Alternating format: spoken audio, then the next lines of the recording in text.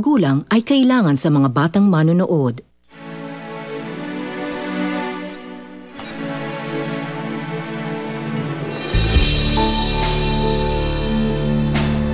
Basta, I want a blow-by-blow update ang mangyayari mamaya, ha? Kasi dadalaw ko kay mommy and syempre naman, I want to have good news for her. How is she? How's mom?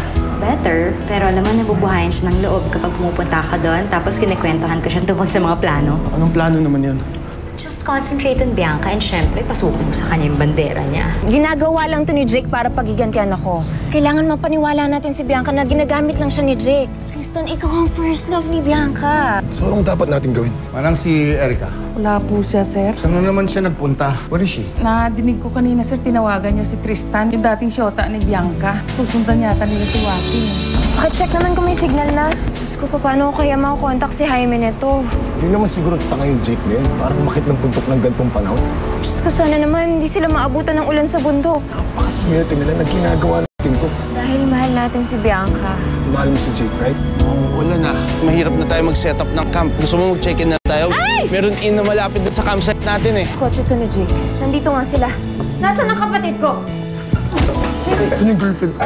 Nasaan si Bianca? Ate, Tristan.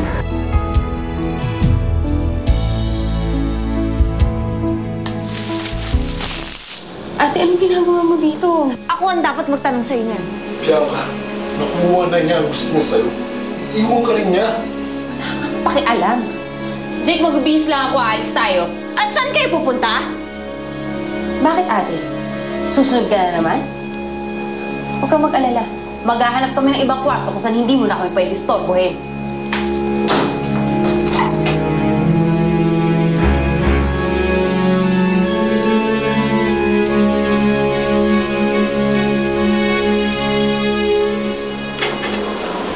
Sumugat na ba daddy mo? Basta, tinext ko na sa kanya yung pangalan ng inn.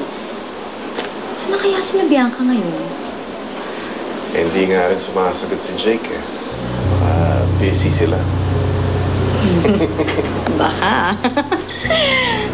Pero alam mo, gustong-gusto ko talagang maabutan ni Daddy si Tristan at saka si Erica sa yun ang okay na okay.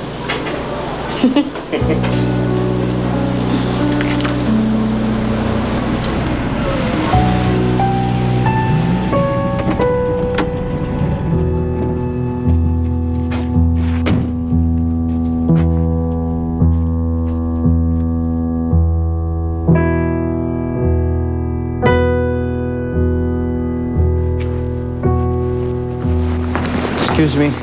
Hello po, sir.